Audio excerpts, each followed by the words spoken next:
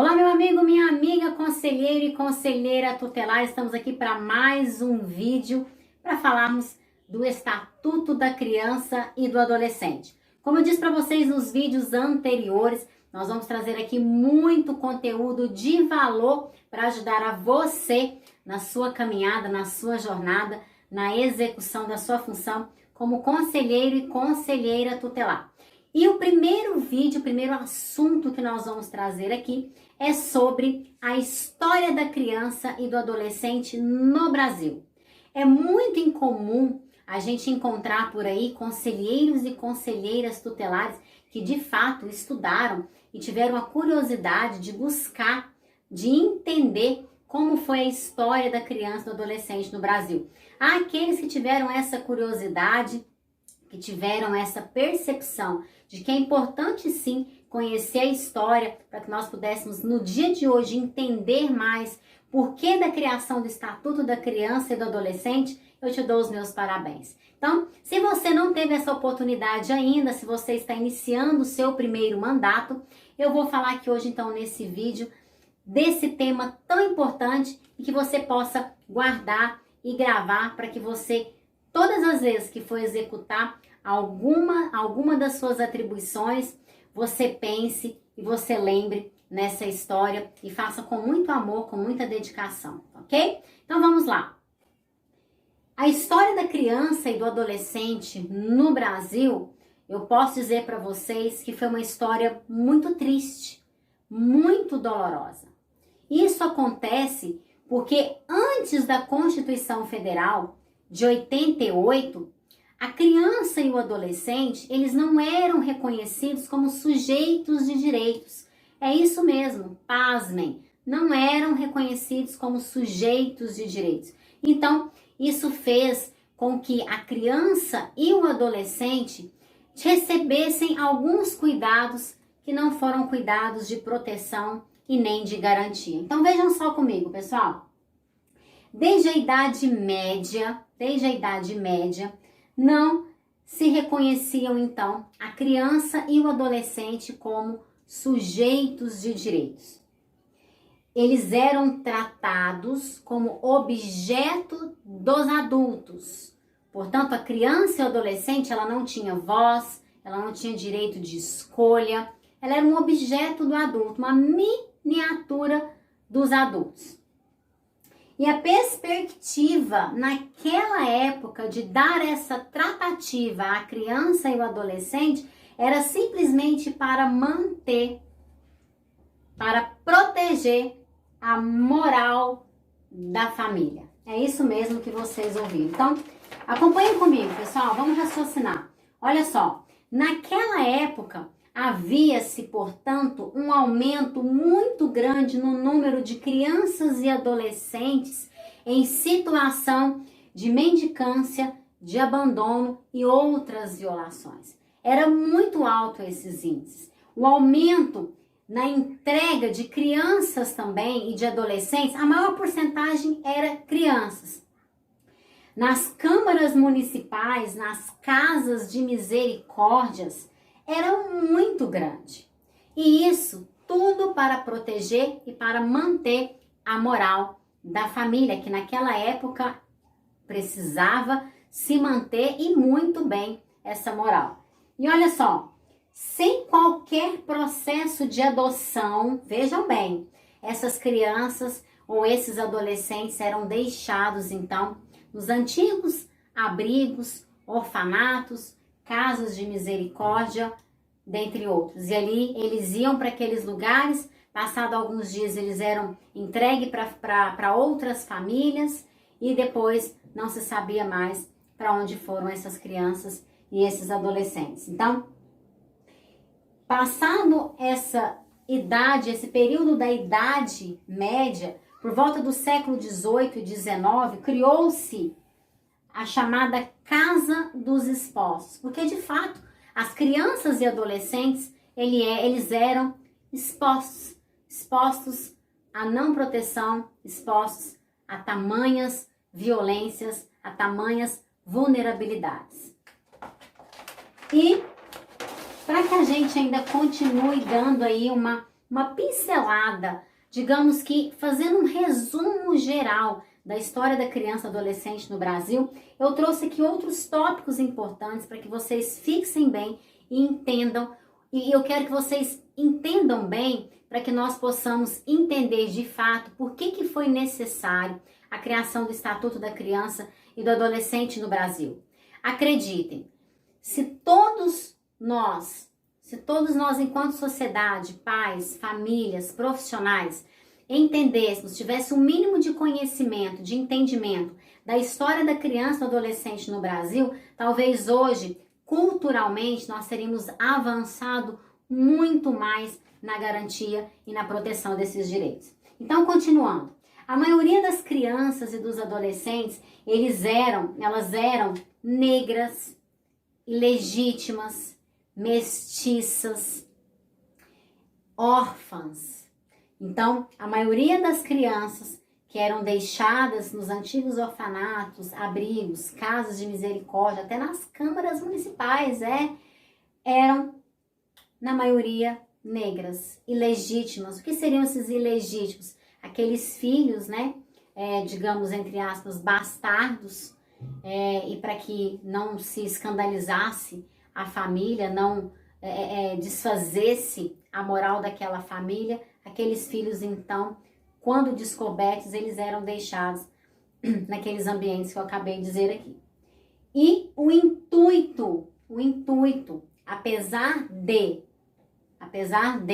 às vezes não deixarem na rua, deixarem em outros logradouros, deixar nas casas de misericórdia, nos orfanatos, nas câmaras, não era a intenção de quem os deixava lá proteger.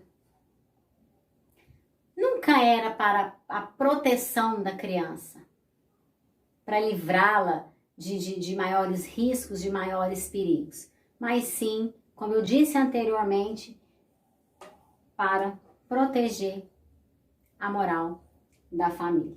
Então, como eu disse, culturalmente, nós ainda não conseguimos avançar no que concerne ao entendimento de que nós precisamos valorizar a infância e a juventude no Brasil. Então, nós ainda precisamos avançar e avançar muito neste quesito, termos a consciência cada vez maior de que se nós não valorizarmos a infância e a juventude no nosso Brasil, nós não teremos de forma nenhuma a tão sonhada sociedade que nós queremos, que por certo é uma sociedade mais justa, mais humana e feliz. Então, culturalmente, nós ainda não conseguimos avançar o quanto nós deveríamos com relação a essa visão de termos a criança e o adolescente como o centro da criação de políticas públicas, o centro da criação de leis, o centro do desenvolvimento humano para a nossa sociedade. Então, naquela época, inclusive, as crianças e os adolescentes, para vocês terem ideia, como eles eram considerados objetos dos adultos, muitas vezes eles eram levados por famílias para servirem de domésticos, de domésticas, na realização de trabalho infantil, de trabalho escravo. Então, para vocês entenderem o quão sofrido foi, o quão triste foi a história da criança e do adolescente no nosso país. Pessoal, mas apesar de toda essa história triste, de toda essa situação vivenciada pela criança e pelo adolescente, a pastoral das igrejas era visto como uma luz no final do túnel.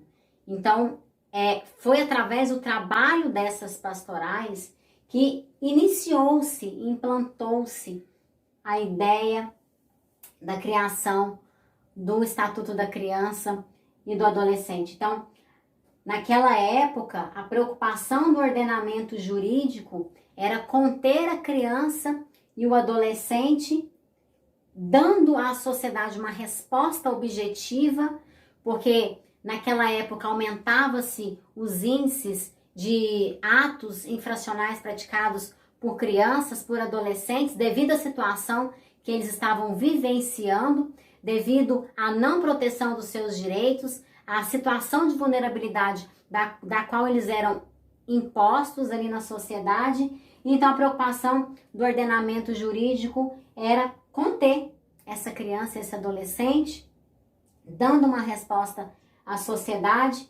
Passado um tempo, criou-se então o Código Penal Brasileiro, de qual veio a perspectiva de retaliação, de repreensão, para que não houvesse a perturbação da ordem pública, para que fosse implantado ali então leis para que punissem aqueles que infringissem a lei e que trouxessem de alguma forma pelos seus atos uma desordem na nossa sociedade. Então criou-se naquela época ali o juizado de menores. Por certo, você já ouviu falar no juizado de menores? O seu pai, os seus avós, por certo, viveram nessa época em que existia o juizado de menores.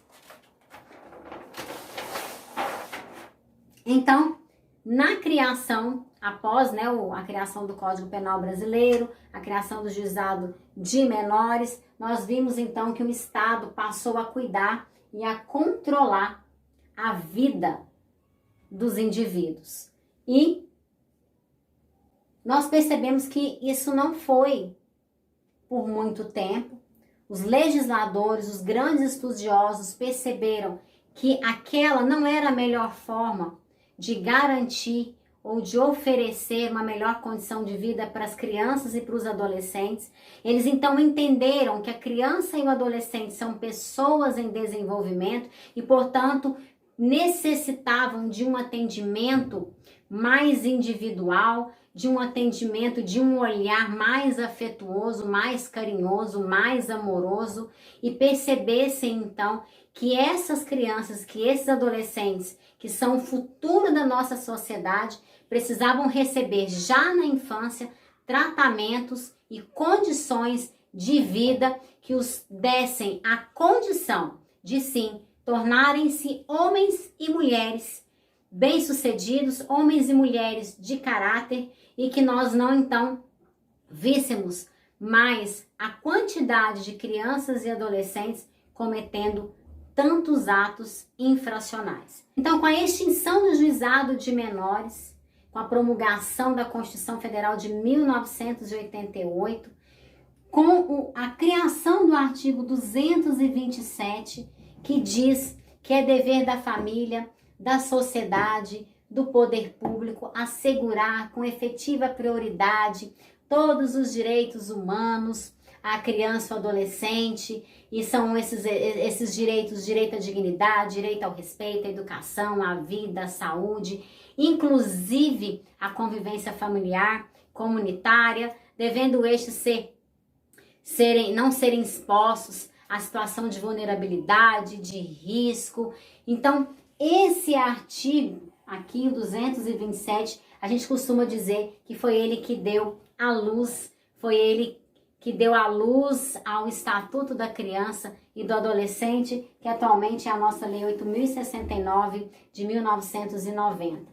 Então, essa Lei 8.069 de 90, ela criou então o Estatuto da Criança e do Adolescente, e nessa lei também para a substituição dos juizados de menores, que antes não viam a proteção e a garantia dos direitos da criança e do adolescente, criou-se então um órgão competente para que esses direitos então fossem de fato garantidos. Então houve a criação do Conselho Tutelar, um órgão não de repreensão, não de punição, mas sim um órgão de proteção, de garantia e de defesa aos direitos da criança e do adolescente. Nós vamos ficando por aqui.